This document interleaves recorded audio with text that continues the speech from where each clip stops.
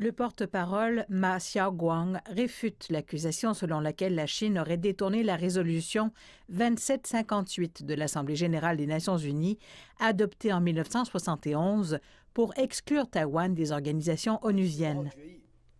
La date à laquelle la résolution 2758 a été adoptée est celle à laquelle le projet de résolution sur la double représentation, proposé par des pays comme les États-Unis, a été rejeté.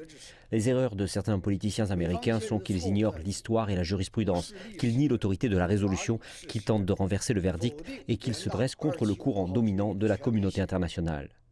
Le porte-parole critique ensuite les affirmations de certains responsables américains, comme le secrétaire d'État Anthony Blinken, selon lesquels Taïwan devrait participer au système des Nations unies. Ces déclarations violent gravement la résolution pertinente de l'ONU, le principe d'une seule Chine et 3 communiqués conjoints entre la Chine et les États-Unis, et elles envoient un signal gravement erroné. Interrogé sur la recherche de l'indépendance par le Parti démocrate progressiste de Taïwan à travers de prétendus amendements constitutionnels, le porte-parole qualifie ces tentatives de complot. Tous les partis politiques responsables et les personnes prévoyantes devraient voir le complot du Parti démocrate progressiste et agir de manière concrète pour protéger la paix et la stabilité dans le détroit et le bien-être des habitants de Taïwan. La grande majorité des compatriotes taïwanais devraient s'opposer à ces soi-disant amendements constitutionnels.